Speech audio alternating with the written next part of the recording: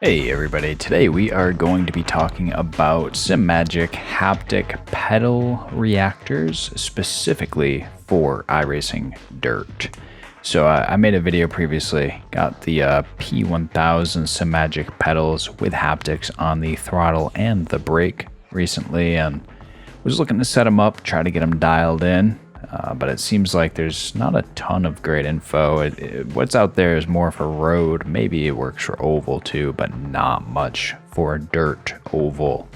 So we're at the SimHub dashboard here, right on the home page. We see we got the haptic pedals all ready to go. We're going to go straight to devices. Now this does assume that you already have them all set up. This is really more about dialing in the settings, not about setting them up. Just going to collapse these so we can kind of take a look at what's on. I have profiles going, so I do have two separate profiles. Now you can get really granular with this. I think you could probably make a profile for every car. Right now I'm finding that it's close enough to have just iRacing Oval and iRacing Dirt. Do not have American Truck Simulator, so we can get that right out of there right now. Goodbye. So yeah, we see most of the oval cars I drive, most of the dirt cars I drive are already loaded up here. We have the dirt one selected. If we needed to edit these, we could edit profile and add more cars to them. Again, that's not really what this is about for the moment. What it's really about is these settings down here. So I think ABS is just active by default. That really doesn't matter for what we're doing. Wheel lock, honestly, barely matters too, but we do have that on the brake. These are probably pretty close to what I had copied over from the oval car. So we have gamma factor 1.2, threshold 6, minimum 40, input gain 200. Basically, that's going to make a pretty strong signal when you lock up the brakes. Hopefully, you're not locking up the brakes very often on dirt. Base frequency over here, this is like not necessarily how hard the vibration is, but how fast the vibration is. So the lower the number there, the more it's like a thump, thump, thump, thump. The higher the number, it's going to be more of like a buzz, like zzz. So I kind of flip-flop these. I have this lower on my oval car, but I put it up higher just so I could feel. I think it's easier a little bit to feel the heavier thumps that are further apart, like boop, boop, boop, boop, boop, boop, boop, as opposed to just like zzz. So honestly, these are personal preference, however you want to feel it. We see I have this at 30, I have this at 20. Generally, the thing that you do want to do is make them different so you know kind of which vibration you're feeling. But really, the majority of this video is going to be about the wheel slip.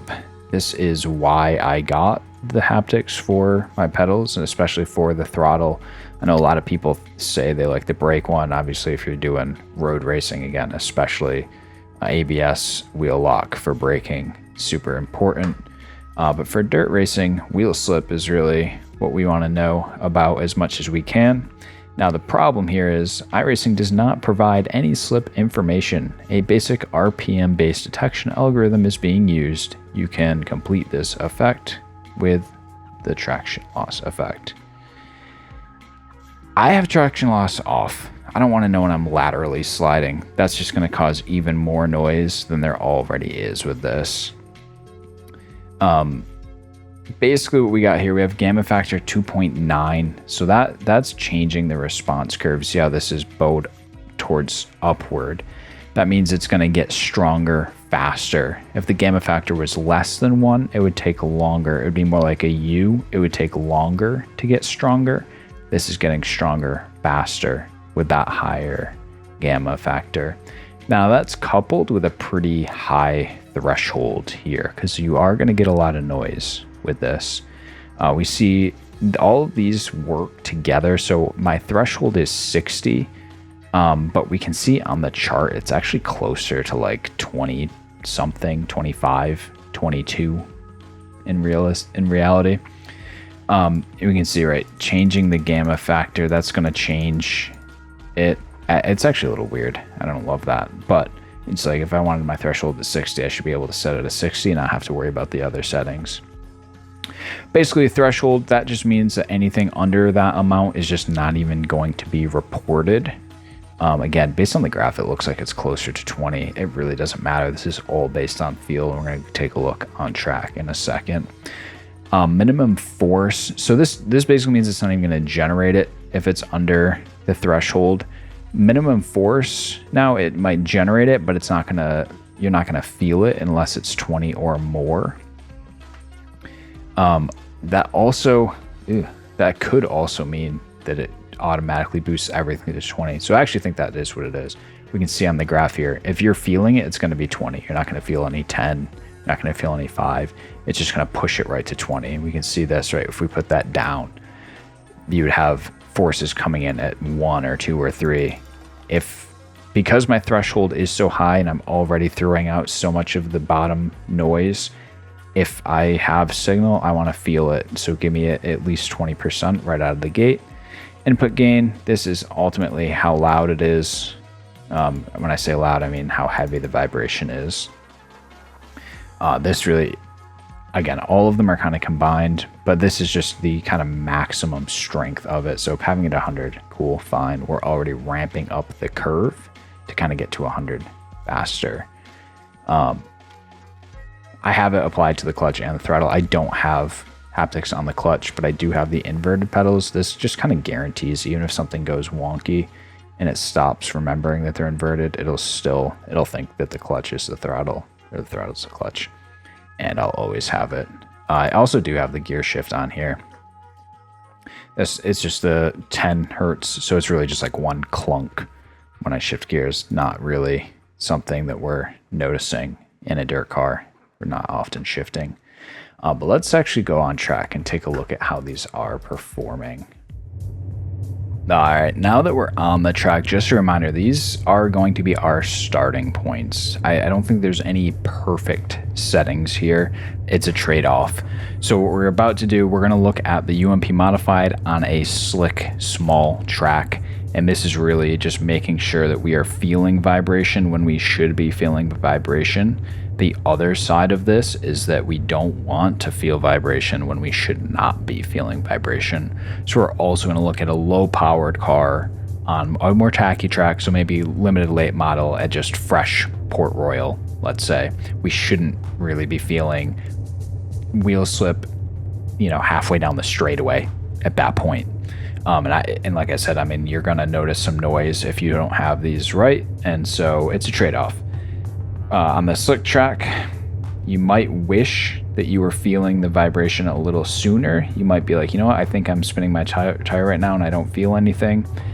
But when you crank up the feeling, then you go on a tacky track with a low-powered car, and now you're just getting noise all the time. You're like, well, I definitely shouldn't be feeling it now. That is the trade-off I mean. That's why I say there's no perfect settings. These are a good baseline to start. And as you adjust them, probably, I mean, all 4 of them, like I said, work in tandem. But like right now on this slick track, I actually probably wish that this was closer to 30, let's say. But then when we go and do Port Royal, that's probably going to be too much, and I'm going to be feeling it on the straightaway when I shouldn't be. So maybe if you turn this up, you also turn the threshold up. See how we're pushing it? It's stronger, but it starts later. That's the kind of move where if I keep tweaking these in the future, and I probably will, those are the kind of moves, corresponding moves that I will be making. Like, okay, I want to feel more. Give me more, but not so soon. I can't be feeling it when it's not supposed to be happening, so I have to also crank up my threshold if it's going to be stronger. So we're going to put this right now at the baseline. Like I said, baseline 2.9, 60, 20, 100. We're going to roll out on track here just for a moment. Now, keep an eye on this box. That's basically when it's showing or sending a signal, I should say. That doesn't mean I feel every single one of those. The lower ones, I don't feel. If you see the line close to the top like that, I'm feeling that. Otherwise, some of the low ones are kind of just like tickles. I can live with the tickles. If I just ignore those, you kind of figure out what to ignore and what not to. Because again, it is a trade-off. If you want it to start right when you start spinning your wheels, you're going to get tickles sometimes when you probably shouldn't. We see it shot some vibration there when I really kind of floored it. Just full pin all the way down the straightaway. Right. Try to get it. Let's see there. Something a little bit more nuanced. Let's see, we're rolling. This is a very slick track, and it's obviously not the ideal driving condition here. Rolling the corner. Maybe we get back, yep, so you get back on the throttle just a little bit too hard too soon. You can actually see it shaking the, the line on my throttle trace in the bottom left too. But this is feeling fairly good to me, right? We really shouldn't ever be going full throttle here. This is preventing you from doing too much, and that's really the key, right? I just hit it a little bit too hard on accident, got a little jolt, and really the benefit of it is that you kind of just muscle memory learn where that pedal amount is. You know, it's like if I go to 70% throttle, I'm going to get a little jolt to the foot. And so your foot just naturally is like, I'll go to 69% throttle. Nice. No jolt to the foot. Fastest lap of the section. That's what we're hoping for. Getting some tickles down the straightaway there. Those I can live with. Right? Maybe I am a little bit too hard on throttle, but it didn't feel terrible in the driving kind of way.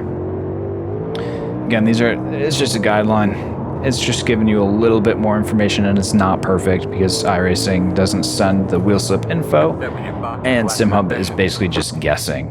Now, with that said, we're going to go to the tacky track.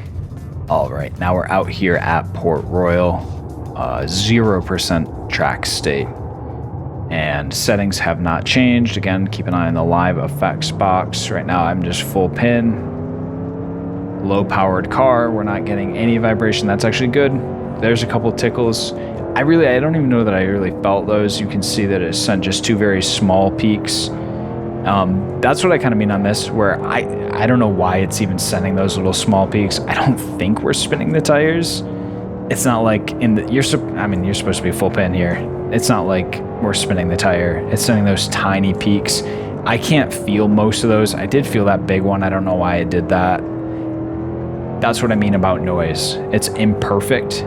If your settings are doing that the whole time, it's going to be really annoying, and it'll make you like not want to go full throttle in this car, which will make you not win.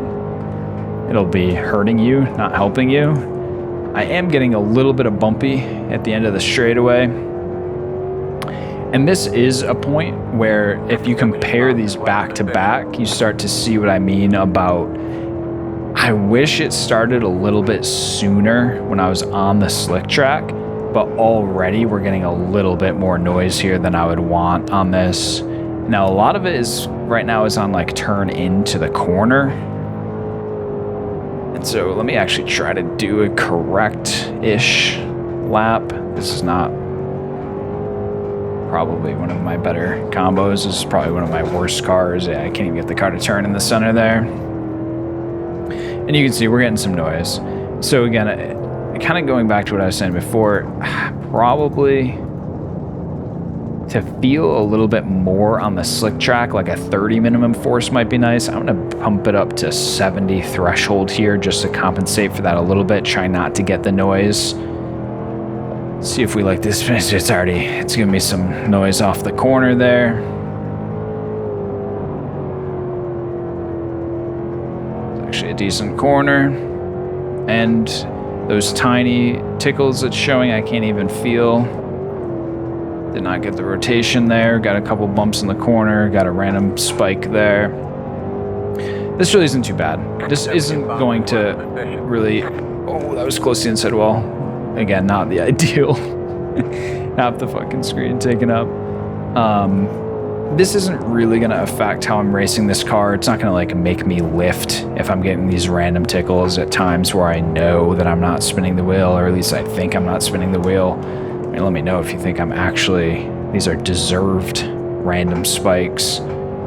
But yeah, as you're going down the backstretch like that, and if it's tickling your foot, it's like, you just got to learn to ignore that. It's imperfect. I wish it was better. It's not. That was your fastest lap of the session. Down there.